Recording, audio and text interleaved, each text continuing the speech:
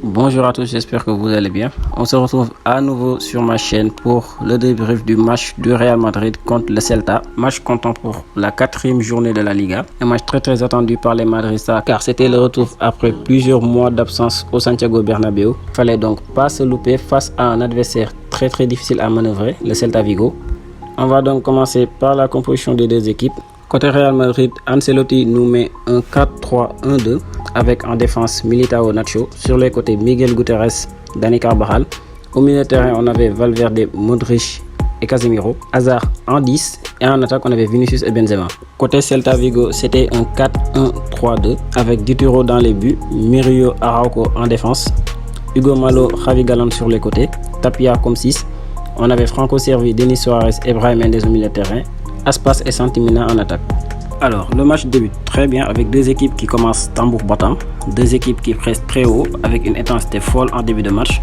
Le Celta qui presse très bien avec 5 à 6 joueurs dans la zone du Real Madrid. Et c'est rapidement payant car dès la 3e minute sur une mésentente entre Casemiro et Nacho, le Celta va ouvrir la marque. Une action où on ne peut pas en vouloir carrément à la défense car c'est quand même une mésentente. Casemiro qui fait un tacle pas du tout maîtrisé, Nacho qui fait un mauvais renvoi et tout cela profite donc à l'attaque de Celta qui va en profiter pour ouvrir le score. 1-0 donc pour le Celta et là le début de match va devenir un peu plus compliqué pour le Real car là il va falloir recoller le score et marquer d'autres buts pour pouvoir s'imposer. Mais j'ai bien aimé la réaction de l'équipe car après on a vu un pressing super haut, un contre-pressing très efficace car on a asphyxié cette équipe de Celta pendant une bonne trentaine de minutes. Les occasions se multipliaient. Seul bémol, c'est que l'attaque, malgré le fait que Eden Hazard fait une très grande première mi-temps, il a été le facteur clé de cette animation offensive de l'attaque. Il a été très en jambes et a créé beaucoup de différences, surtout lorsqu'il part un peu plus bas au niveau du milieu de terrain. Mais comme je dis, le problème était que il y avait trop de monde sur le côté gauche. Du coup, l'attaque du Real devenait très prévisible car on se contentait soit par des combinaisons entre Hazard et Benzema ou bien par les différences faites par Vinicius de pouvoir déstabiliser cette équipe du Celta. Et là il y avait donc moins de complications pour la défense du Celta à défendre que s'il y avait de l'équilibre sur le côté droit car on voit que Hazard dézonnait plus sur le côté gauche, Benzema idem. Vinicius est un ailier gauche malgré qu'il y a eu quelquefois des permutations entre les trois, mais il y avait un manque sur le côté droit. Du coup Carvajal et Valverde étaient obligés de dépanner sur ce côté, mais c'était insuffisant. Il n'y a pas eu beaucoup de renversement de jeu à part quelques fois où Carvajal s'est fait oublier. Mais malgré tout, il y avait beaucoup de mobilité entre les trois. Le milieu de terrain arrivait bien à se connecter avec l'attaque par l'intermédiaire surtout d'Eden Hazard. Et c'est cela qui faisait que l'attaque n'était pas mal en première mi-temps car on a réussi à se procurer beaucoup d'occasions. Vinicius était très en jambes, très mobile sur son côté. Hazard aussi était très mobile. Benzema faisait son taf. Au milieu de terrain, Casemiro et Modric effectuaient un contre-pressing très efficace. Après, on sentait quand même une certaine fébrilité au niveau de la défense, surtout sur les transitions défensives. Casemiro était carrément à la ramasse. En première mi-temps, je pense qu'il a perdu beaucoup de duels. Nacho aussi n'était pas du tout dans son match. Et Miguel, comme je l'ai souligné lors du match contre le Betis, Miguel a un problème défensif. Il faut le dire, sur plusieurs actions, on a vu qu'il était souvent en retard. Et ça, c'est un peu problématique. Surtout du fait que sur le côté gauche, déjà, il y avait beaucoup de monde. Miguel, son apport offensif était très diminué. Et combiner cela à un apport défensif très faible, ça risque d'être compliqué pour lui pour la suite. Le Real réussira tout de même à égaliser par l'intermédiaire de Karim Benzema sur une belle combinaison entre Luka Modric et Valverde. Mais juste après le but, il y a le Celta qui marque encore un autre but. Et ce qui est à noter sur ce deuxième but, c'est l'animation défensive et le pressing catastrophique très mal organisé par les joueurs du Real. Car là, on voit Casemiro qui va faire un pressing super haut sur le porteur de balle. Normalement, il ne doit pas se retrouver à cette position. On voit que Miguel Gutiérrez suivait bien son marquage sur Brahim Mendes, même s'il a un peu lâché à la fin. Et normalement, à ce moment, c'était à Casemiro d'aller couvrir sur l'aile gauche pour éviter au latéral de prendre la profondeur. Hélas, mésentente générale sur tout le pressing car on voit que Valverde était déjà hors de position, de même que Vinicius. Eden Hazard et Benzema n'étant pas des joueurs destinés à faire des courses derrière, c'était donc évident qu'il ait un long boulevard sur le côté gauche, ce qui va profiter aux joueurs du Celta qui vont très bien jouer le contre en 3 contre 2, Militao étant donc obligé d'aller resserrer au premier poteau et va donc laisser son marquage sur Franco Servi qui va en profiter pour marquer le deuxième but. Du coup, juste après le but, j'ai trouvé cette équipe du Celta qui joue bien le coup. Ils ont bien anesthésié le match en faisant un pressing et un contre-pressing super efficace, en récupérant le ballon et en se faisant des passes presque dans la zone du Real Madrid. Les joueurs du Real, eux, de leur côté, ont baissé d'intensité et ont été plutôt sur un temps faible. Heureusement que les joueurs du Celta n'ont pas été réalistes et n'ont pas poussé pour aller chercher le troisième but, car il y avait largement la place. La défense du Real était fébrile et mentalement, le milieu commençait à sombrer petit à petit. Début parfait pour le Real Madrid en deuxième mi-temps qui commence en ouvrant le score quelques secondes juste après le retour de Vestiaire sur un très bon centre de Miguel Gutiérrez qui se rachète un peu de sa première mi-temps. Il dépose le ballon parfaitement sur la tête de Karim Benzema, toujours aussi létal ces temps-ci de la tête. Et là, l'ascendance psychologique est carrément inversée, car le Celta qui au début de la seconde mi-temps croyait avoir le monopole du tempo du match pour pouvoir imposer leur jeu, se voit donc obligé d'aller tout refaire pour aller gagner ce match. Du coup, le Real donc déroule et quelques minutes plus tard, Karim Benzema trouve Vinicius dans la profondeur. Cette fois-ci, le Brésilien fait preuve de sang-froid. Déjà, sa course est très bonne. Il amène son ballon bien dans la direction du but, diagonalement, pour pouvoir se retrouver en face à face avec le gardien et placer son ballon en second poteau d'un ras de terre plat du pied magnifique. 3-2 donc pour le Real. À ce moment du match, tout s'écroule pour le Celta, mais ils n'ont quand même pas du tout lâché et ont continué à effectuer le pressing super haut sur la défense du Real. Et ils ont eu raison de le faire car durant tout le match, le Real a eu d'énormes problèmes sur les phases de transition défensive. Casemiro était carrément aux abois. Militao et Nacho ne s'entendaient aussi pas tellement bien. Du coup, il y a eu trop d'imprécisions et de mésententes dans des moments où même le Celta n'était pas trop dangereux. Du coup, à 3-2, les actions de Celta se multipliaient. Chaque action offensive de Celta devenait très dangereuse pour cette équipe du Real. Et là, le coaching a été plutôt payant car il fallait reculer et resserrer le bloc défensif pour éviter de créer des espaces pour cette équipe du Celta. Mais même malgré ça, sur les quelques actions du Celta où ils ont eu à jouer sur des passes courtes rapides en une touche, on a vu que la défense était carrément en difficulté. Preuve du manque d'organisation défensive qui existait entre Nacho et Militao. Et ça me surprend car si je revois encore les matchs de l'année passée en fin de saison où les deux s'entendaient super bien sur le terrain et chacun se donnait à fond, là ça me fait vraiment un peu peur en espérant que David Alaba va revenir avant le match de la Ligue des Champions.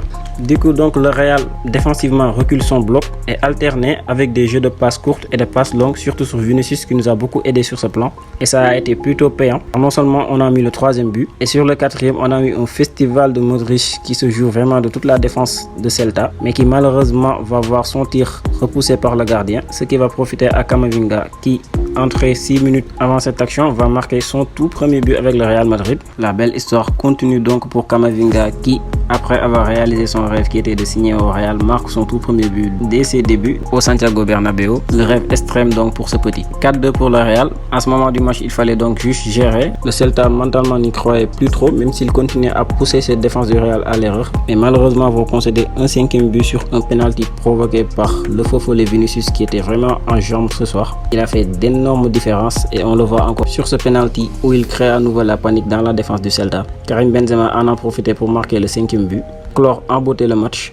5-2 donc pour le Real Madrid. Match qui s'est décelé en début de seconde période. On sentait bien depuis le début du match qu'offensivement l'équipe était présente. On voyait les joueurs concernés. Il y avait une belle rotation entre les trois de devant. Eden Hazard qui a fait un excellent match lui aussi. Après, la petite remarque, c'est qu'en deuxième mi-temps, on l'a vu carrément abandonner le côté gauche et laisser Miguel Gutiérrez pouvoir occuper ce flanc avec Vinicius Junior. Et ça a été payant car on a eu plus d'équilibre sous nos attaques. Il y avait autant de monde sur le côté gauche ou sur le côté droit. Sur la rentrée d'Asensio aussi, on a vu qu'il n'a pas beaucoup dézonné sur le côté gauche et ça a dû être certainement un consigne d'Ancelotti. Et c'était tout à fait normal car en premier mi-temps, on voyait un embouteillage sur le côté gauche et un côté droit qui était carrément laissé déserte, ce qui faisait que les attaques devenaient un peu prévisibles. Festival donc offensif de Real. Défensivement par contre, il y a des choses à revoir. Le pressing était très mal organisé, sans compter la méforme au milieu de terrain de Casemiro qui a perdu énormément de duels et qui était en retard sur plusieurs actions. Nacho aujourd'hui n'a pas été convaincant. Son duo avec Militao depuis le match contre Levante, on sent qu'il y a quelque chose en fait qui ne va plus.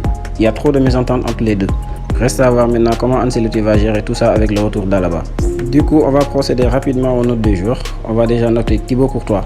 6,50. Sur le premier but, je pense qu'il aurait pu quand même faire mieux, même si il en est pour rien des erreurs de la défense. Mais l'année passée, là où il faisait la différence, c'était sur ce genre d'action. Il encaissait des buts certes, mais il en sortait quand même plusieurs un peu similaires au but qu'il a pris aujourd'hui. Par contre, en deuxième mi-temps, il s'est un peu rectifié. Il a sorti une double parade en deuxième mi-temps qui aurait pu nous coûter cher sur encore une autre erreur de la défense. Après, quand le Real a commencé à dérouler, il n'a pas été trop mis en danger, ce qui est plutôt normal car il avait une défense qui était un peu plus reculée vers son but. Du coup, pour le reste du match, il a été tranquille.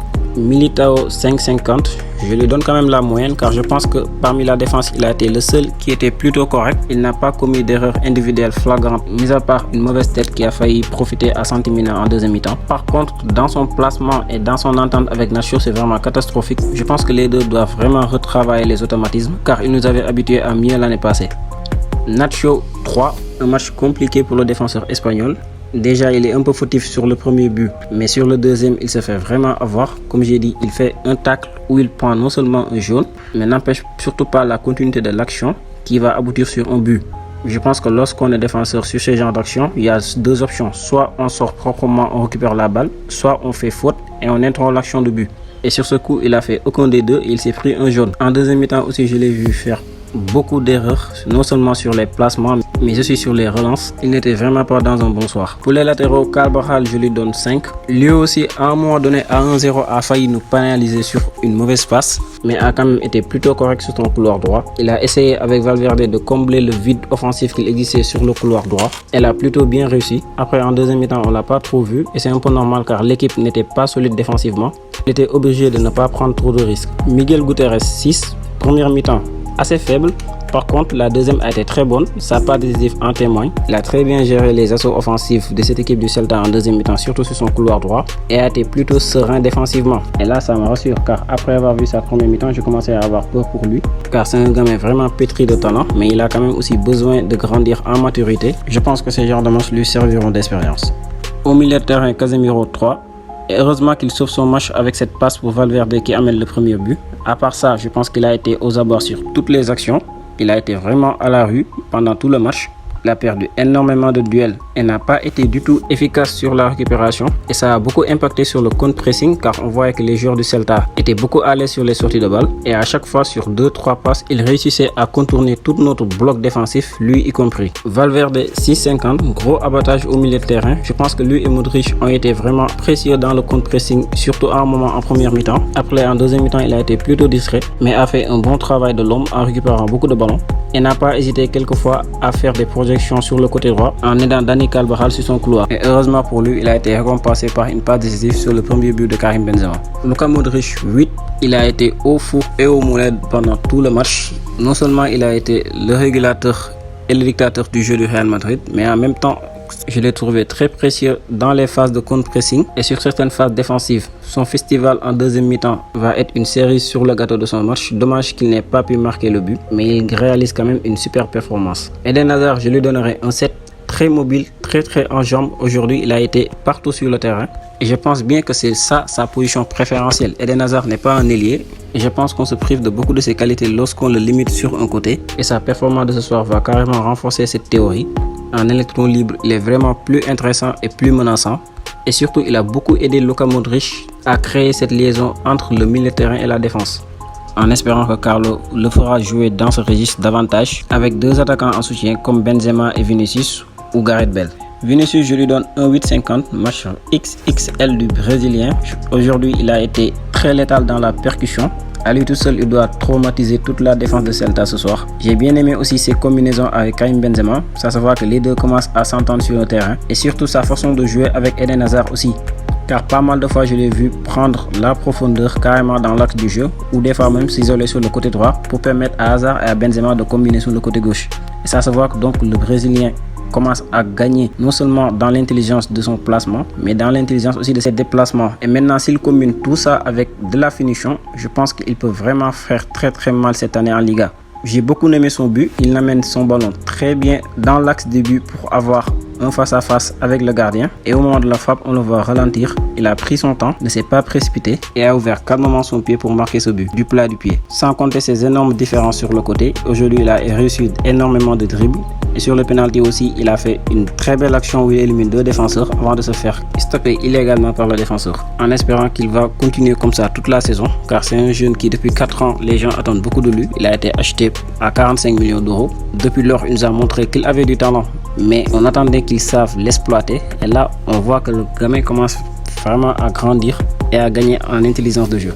Karim Benzema, homme du match, je lui donne donc un 9. Il a mis son triplé, tranquille. Dans le jeu, il n'a pas été très flamboyant. Il a juste fait son match comme il nous en a habitué. Après, dans la finition aujourd'hui, il a été très létal. Sur le premier but, sa demi-volée elle est magnifique. Le deuxième aussi, sa coup de tête magnifique. Et un penalty qu'il tire d'un sang-froid vraiment létal. Sans parler de sa part décisive, je pense qu'il mérite ce titre de homme du match. Pour les remplaçants, comme je disais, Camavinga qui marque sur son premier but. Après, bon, dans le jeu, il a pas fait une entrée super folle. Je l'ai vu perdre des ballons quand même un peu faciles. Mais bon, C'est quand même compréhensif, c'est son premier match, il est encore dans l'euphorie de son transfert et il vient de marquer son tout premier but avec son club de rêve. On lui laisse donc célébrer tout ça en espérant qu'il va nous étaler tout son talent cette année et qu'il va exploser comme tout le monde le lui souhaite. Asensio, Rodrigo et Marcelo n'ont pas eu assez de temps de jeu. Leur entrée a été plutôt utile dans la gestion, mais ils ont été tout de même assez corrects sur les quelques minutes qu'ils ont joué. Côté coaching, je pense que l'innovation Ancelotti en mettant Hazard en numéro 10 a été vraiment pour moi un coup de maître. Et je pense que c'est ça dont a besoin le Real Madrid. Cette connexion et cette animation offensive où on voit les trois attaquants concernés. Je pense que ça faisait longtemps qu'on n'avait pas vu l'attaque du Real jouer d'une aussi belle manière. On se contentait souvent sur des centres, parfois même pas réfléchis. Mais là, on voit que l'attaque du Real a une très belle animation offensive. Et il y a du jeu qui se crée entre les trois. Après, par contre, défensivement, il y a du chantier. Je ne sais pas comment Ancelotti va gérer tout ça avec le retour d'Alaba. Mais je pense que la paire centrale qui a été la plus rassurante, c'est la paire Militao-Alaba. Après, reste à voir ce que Ancelotti va faire de Nacho. En espérant aussi qu'il va trouver une alternative à Casemiro. Car pour moi, il a été aujourd'hui cramé. Je ne sais pas si c'est dû à son voyage au Brésil. Mais en tout cas, aujourd'hui, je l'ai trouvé assez émoussé physiquement. En espérant qu'il va se reposer avant le match de mercredi. Au milieu de terrain aussi, j'aimerais vraiment voir comment Carlo va gérer tout ça avec le retour de Kroos, car on voit que Valverde est vraiment précieux dans ce milieu de terrain, surtout dans le contre-pressing. Après avoir Kroos, Modric, Casemiro, c'est sûr qu'on aura moins d'intensité au milieu de terrain. Reste à voir maintenant comment Ancelotti va gérer tout ça. C'était donc tout pour aujourd'hui. Je vous donne rendez-vous très bientôt pour un autre match du Real Madrid. D'ici là, portez-vous bien et à très vite.